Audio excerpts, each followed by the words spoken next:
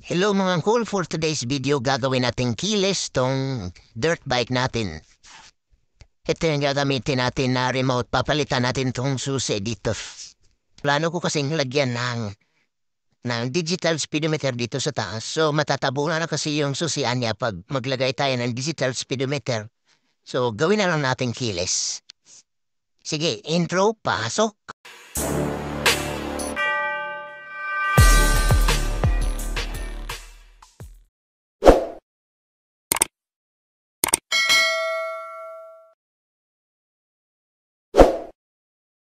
Ito na pala yung in-order natin galing sa Shopee. 180 pesos lang siya. So ito yung kasama niya. Yung kanyang remote. Tapos ito yung kanyang module.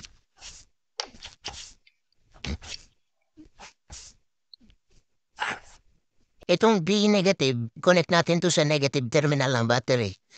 B positive naman sa positive terminal ng battery. Tapos common, ito yung connected din sa positive ng battery. Yan, iris natin tong dalawa. Tapos itong normally open, connect natin to sa susian ng motor sa positive din. Itong normally closed, hindi natin to gagamitin. Bago pala natin to install mga call, kailangan muna natin tong i-program tong kaniyang module tsaka remote. So, ito na. Connect na tayo sa battery.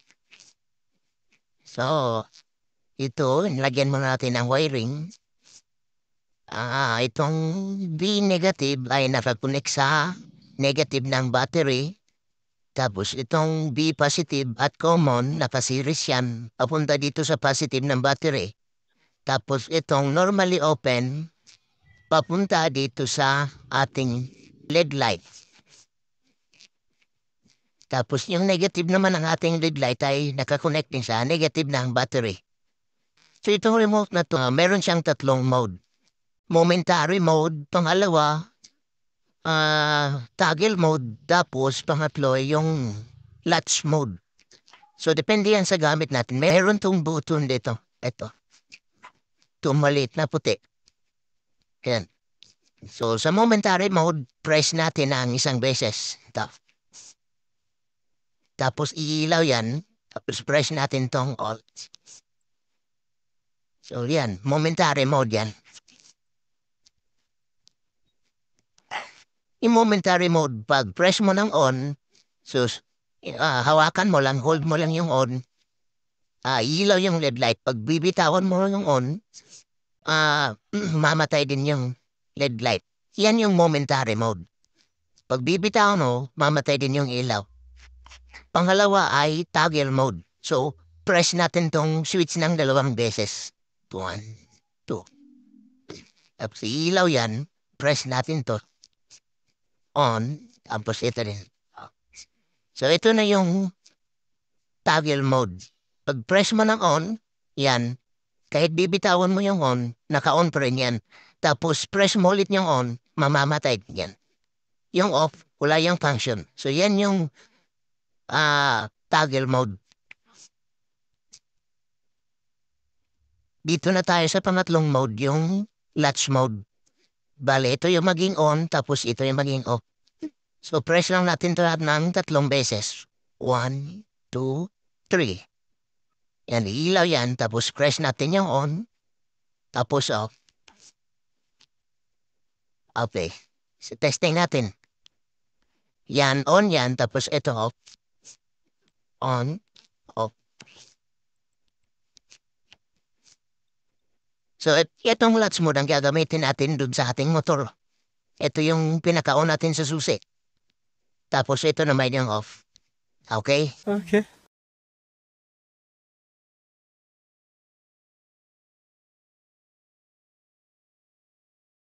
So, hanapin muna natin yung wire ng ignition switch. So, ito yung ignition switch. Tapos, ito yung kanyang wire. Yan. Tapos, yung kanyang socket. Meron siyang dalawang wire. So, iti-test muna natin to. Hanapin natin yung constant saka yung accessory na wire.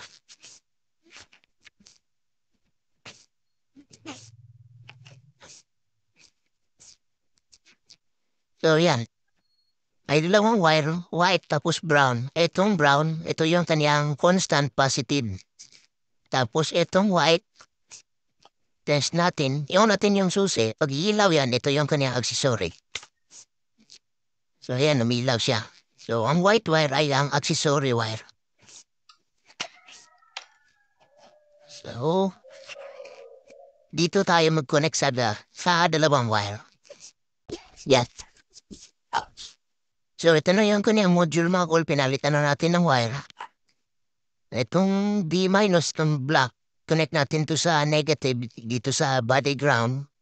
Tapos itong B positive, red na wire, connect natin to sa positive ng battery sa constant.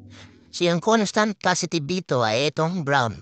Tapos itong common naman, white wire, pagdugtongin natin tong dalawa, red at white wire. Connect natin dito sa constant, dito sa brown wire. Tapos etong blue wire, ito yung normally open. Ito yung maging accessory wire natin. I-tap natin dito sa white na wire. Ito kasi yung accessory wire. Sige, tap na natin. So, yan mga kol, nakatap na siya. Lagyan na lang natin to ng silicone dito para hindi siya pasukin ng tubig. Yan, dito paikot. Ito pala yung kanyang antena mga kol, pinalabas ka lang dito. Ay butas naman siya dito nakaabang. So yan mga kol, nakakonect na yung mga wire dito. Testing na natin.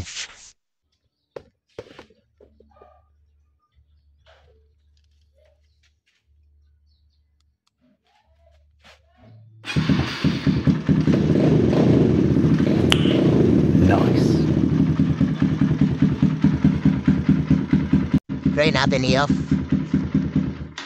Okay. Ayos. Paul, dumating na pala yung parcel natin galing China. Yung digital na speedometer. So, i-install natin. Installin natin to sa motor.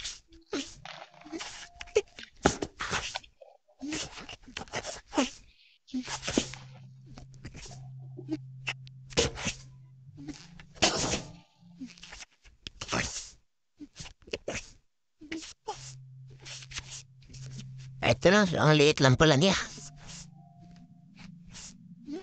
Ito yung pinang-instruction manual. So, lagay natin to dito. So, abangan nyo na lang sa susunod ko na video.